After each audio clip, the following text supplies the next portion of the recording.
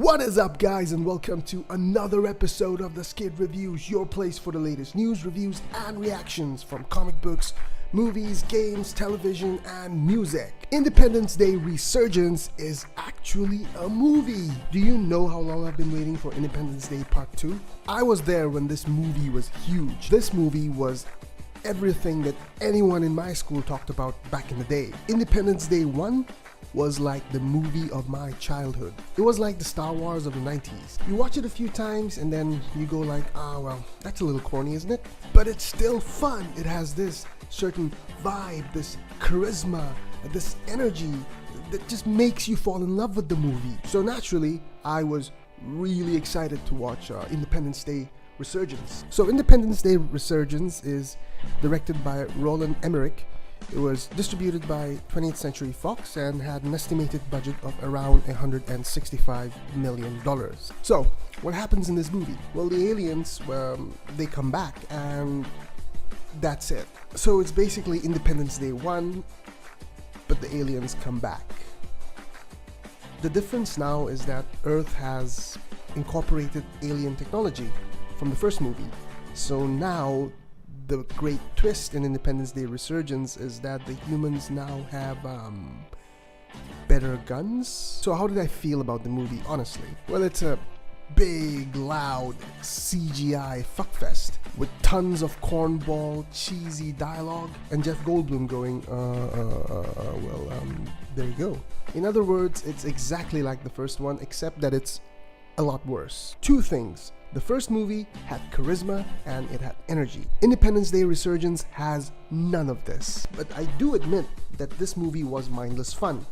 And to be honest, that's all I wanted from an Independence Day movie. I want to see alien ships exploding and I want to see Jeff Goldblum being awesome, and that's what I got. But what I did not get was a sense of urgency and the charisma, which was sorely lacking in this movie. Will Smith's absence in this movie is glaringly obvious, and his replacement is really bad. He is so bland and so dull.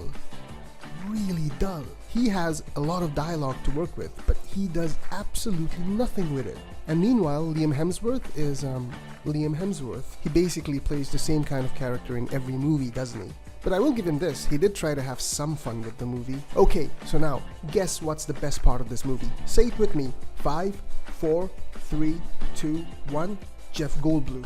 Jeff Goldblum is a very well-trained actor, and he is by far the best part of this movie. Brent Spiner, he was fun, but I think he had way too much screen time.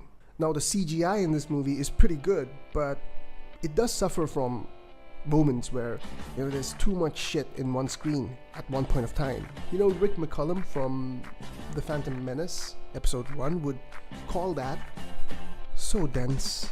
But one of the biggest problems in this movie was the humongous overabundance of side characters. You're like halfway through the movie and you are still being introduced to new side characters. I was like, why the fuck are you in this movie? You don't contribute anything to it. And finally, this movie has like the worst setup for Independence Day Part 3. When it ended, I was literally like,